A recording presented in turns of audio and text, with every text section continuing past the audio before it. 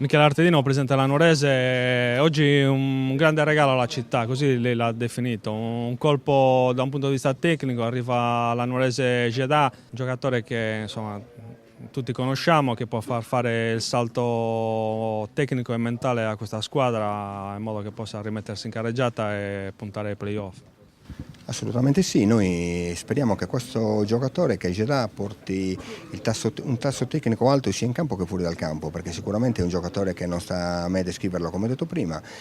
un nome che parla da solo. Per quanto riguarda la parte tecnica sarà il campo adesso a dirci chi abbiamo comprato e quanto sarà in grado di aiutare questa squadra per quello che a noi serve. Poi anche a livello mediatico sicuramente uno oggi può dire vengo a Nuoro a vedere una bella partita, una grande partita, vedo un professionista, un giocatore che per quello che conosciamo noi è umile, che si mette a disposizione, che 3 anni fa ha accettato il Cagliari e oggi accetta la Nuorese con 4 categorie di differenza. Io credo che sia veramente il regalo di Natale che io voglio fare a questa città e spero sabato di essere onorato di questo e di essere gratificato più che onorato con un grande pubblico che apprezzi questo grande sforzo che è stato fatto in un momento molto difficile per tutti. Jeddah non è il solo colpo, sono arrivati Alessandro Manca, Michele Pisano, qualche giovane, Emanuele Alessandri. L'obiettivo è quello di, insomma, già da sabato, ma nella seconda fase del campionato, di risalire in posizioni nobili della classifica.